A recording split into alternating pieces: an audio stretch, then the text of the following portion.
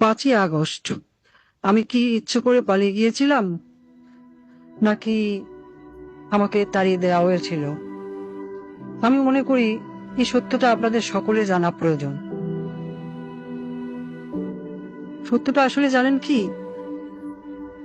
5ই August যদি আমি দেশ ত্যাগ না করতাম, ছাত্র জনতা যদি সত্যি গণভবনে প্রবেশ করতে পারত, আর সেখানে যদি আমি অবস্থান করতাম, আজ আপনাদের সামনে যে আমি, সেটাও হয়তো সম্ভব হতো না। তারা আমাকে কখনোই জীবিত রাখতো না, গাদ্দাফিসেও করুণ পরিণতি করত। প্রশ্ন হলো, 5ই আগস্ট কেন হতে হলো? দেখুন, 5ই আগস্ট যদি আমি অনুভবন ত্যাগ নাও করতাম, একটা না একটা সময় ওই বাড়ি থেকে আমাকে চলে যেতেই হতো। 5ই আগস্ট না হলে 5 জানুয়ারি, আর তা না হলে 5 এপ্রিল। 16 বছরে মানুষের মনের মধ্যে জন্ম হওয়া ক্ষোভের বিস্ফোরণ, সেটা আজ হোক কাল হোক হতোই। পরপর 3টি নির্বাচনে দেশের প্রজন্মকে ভোট দিতে দেয়নি। তারা আমার উপর যেভাবে খেপেছিল, আমার পতন না করে তারা ঘরে ফিরত না। আসলে আমার পরিবার পরিজন আর দলের নেতাকর্মী, তারা এই যে দেশে যে পরিমাণ দুর্নীতি, লুটপাট আর রাজধানীর রাজত্ব কায়েম করেছিল, শক্ত হাতে তা দমন না করতে পারাই হয়তো আমার রাজনৈতিক জীবনের সবচেয়ে বড় ব্যর্থতা। বা নিজের ভুলের কথা যদি বলি, আমি চেয়েছিলাম দেশকে উন্নত করতে, কিন্তু বলে গিয়েছিলাম সুশাসনের কথা, জনগণের ভোটের অধিকারের কথা। কিন্তু প্রশ্ন হলো, ঘৃণা কি শুধু আমার একার প্রাপ্য? আমি কি একা একা এই দেশ রক্ষা করেছি? আমার তো একটা পরিবার ছিল, একটা বড় দল ছিল। তারা তো উন্নয়ন উন্নয়ন বলে সবসময় কান ঢালাবলা করে ফেলত। তখন কি কেউ আমাকে বলেছিল, আপা উন্নয়ন করেন, কিন্তু ভোটের অধিকারটাও জনগণকে দিয়েন? কেউ বলেছিল? আমি এত বড় ভুল পথে চলে গেলাম, আমার পরিবারের কোনো সদস্য আমাকে কোনদিন একবারের জন্য বলেছিল? কেন? আমি কি শুধু তাদের কাছে টাকা কামাই করার মেশিন ছিলাম?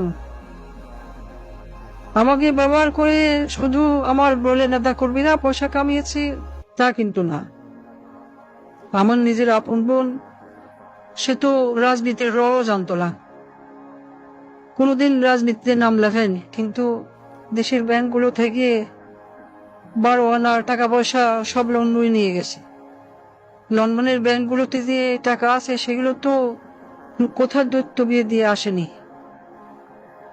আর যেসব পুলিশ সদস্য আমার কথা শুনে ছাত্রদের উপর গুলি চালিয়েছে বলা হচ্ছে, তারা কি শুধু আমার ক্ষমতা রক্ষার জন্য গুলি চালিয়েছে, নাকি নিজেদের সম্পদ রক্ষার জন্য গুণ খুন চালিয়ে সম্পদ যেভাবে কামাচ্ছিল তা যেন চালাতে পারে, সেজন্য গুলি চালিয়েছিল? এত এত রক্তপাত তারা করলো, তাদের দিকে থুতু দিচ্ছেন না কেন? ঘৃণা কি শুধু আমার একার প্রাপ্য? কোথায় আসবে নজির? সে তো আমি ক্ষমতায় থাকতেই দেশ থেকে পালিয়েছিলাম। 50,000 টাকা বেতনের চাকরি করে সে কিভাবে 20,000 কোটি টাকা কামিয়েছে? হ্যাঁ, আমার ব্যর্থতা, আমার ক্ষমতা ব্যবহার করেই তো এরা এত সম্পদের মালিক হয়েছে। আমার প্রশ্ন, যত সব ঘৃণা, সব কি আমার একারই প্রাপ্য?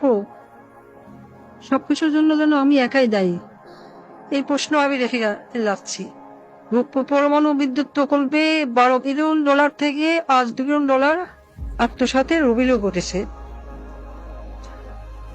শেখ রেহানা কেন এত টাকা দাবি করলো? সে রাজনীতি করবে না, কোনো অপকর্মের ভাগ নিবে না, কিন্তু প্রবল সাদাবাজি করলো, দেশের ব্যাংকগুলি লুট করলো।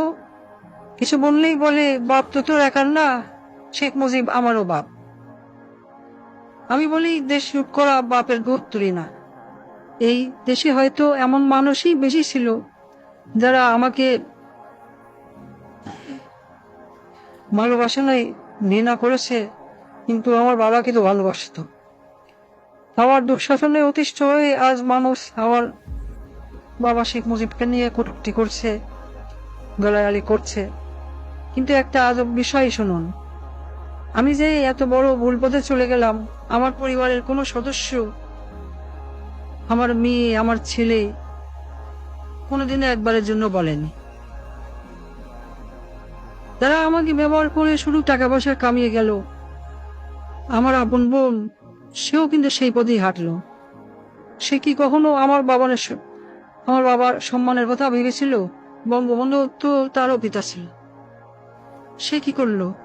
কিছুদিন আগেও আমাকে নেত্রী বলে রাখতো, আজ ডাকে খুনি। আমি জানি এই তকমা আমার প্রাপ্য, কারণ আমি যা করেছি তা কখনোই ক্ষমার যোগ্য অপরাধ না। রাতে যখন ঘুমোতে যাই, আমার দিনগুলো আর রাতগুলো এখন একই রকম। আমি জানি না ঘুমাতে কেমন লাগে, জানি না শান্তি কাকে বলে। আমার ঘরে প্রতিদিনই এখন মানুষ আসে, আমার চারপাশে দাঁড়িয়ে থাকে। আমি জানি না তারা মৃত নাকি জীবিত। আমি আয়নার দিকে তাকাই, কিন্তু নিজের চেহারা দেখতে পাই না। দেখি রক্তমাখা হাত, পা, মাথা। আমি চিৎকার করে বলি, আমি তো দেশ বাঁচাতে চেয়েছিলাম, কিন্তু সেই কণ্ঠগুলো আমার কথা শোনে না।